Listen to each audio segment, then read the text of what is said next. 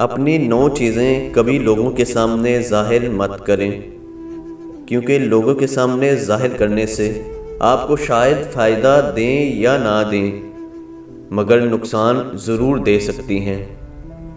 کبھی اپنی زبان سے کسی کے عیب بیان نہ کرو، کیونکہ عیب تم میں بھی ہیں اور زبان لوگوں کی بھی ہے۔ اپنے دل کا راز کبھی کسی کو مت بتانا، کیونکہ اگر خوش ہو تو لوگ تم سے جیلس ہوں گے، اور اگر غمگین ہو تو لوگ مدد تو تمہاری شاید ہی کریں، مگر مذاق ضرور بنا دیں گے۔ آپ کیا کماتے ہو؟ آپ کی جیب بھری ہوئی ہے یا خالی ہے؟ یہ سب باتیں صرف اور صرف آپ خود ہی جانتے ہوں، کیونکہ اگر آپ سب کو بتائیں گے کہ آپ کتنا کماتے ہیں تو لوگ اپنی ضروریات کو سامنے رکھتے ہوئے آپ کے پاس آئیں گے۔ اگر تو آپ نے ان کی مدد کر دی تو بہت اچھا، ورنہ رشتہ ختم ہی سمجھیں۔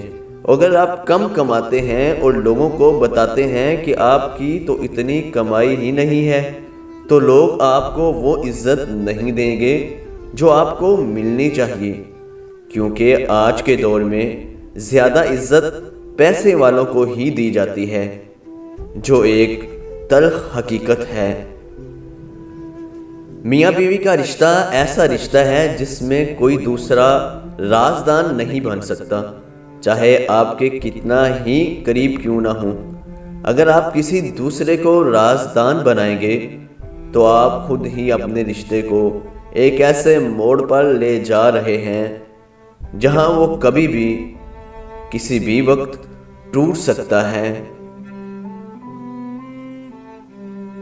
اگر کوئی آپ کا اپنا ہو یا چاہے کوئی غیر ہو اور اس کا کوئی راز یا کوئی بھی بات آپ تک پہنچ جائے، تو بجائے اس کے کہ سب کے سامنے اسے بیان کیا جائے، بلکہ ایسے اس کا پردہ کریں اور اس کی حفاظت کریں جیسے اپنے راز کی کرتے ہیں۔ اگر آپ کا کوئی دوست آپ کو کوئی ایسی بات بتائے جو اس کے لیے بہت اہمیت رکھتی ہو، تو آپ کا پورا فرض بنتا ہے کہ آپ اس کے راز کی خود سے بھی زیادہ حفاظت کریں۔ اگر آپ کہیں سفر پر جا رہے ہوں یا جانے کا ارادہ ہو تو اسے خود تک ہی محدود رکھیں، کیونکہ جہاں ہمارے چاہنے والے ہوتے ہیں وہیں کچھ لوگ ہمارے مخالف بھی ہوتے ہیں، اور وہ آپ کو کہیں بھی نقصان پہنچا سکتے ہیں۔ آپ کے پاس دولت کتنی ہے، آپ کے بازوؤں میں کتنا زور ہے، یا کسی بھی معاملے میں اگر آپ طاقت رکھتے ہیں تو اسے خود تک ہی محدود رکھیں، اور وقت پڑنے پر ہی اسے ظاہر کریں۔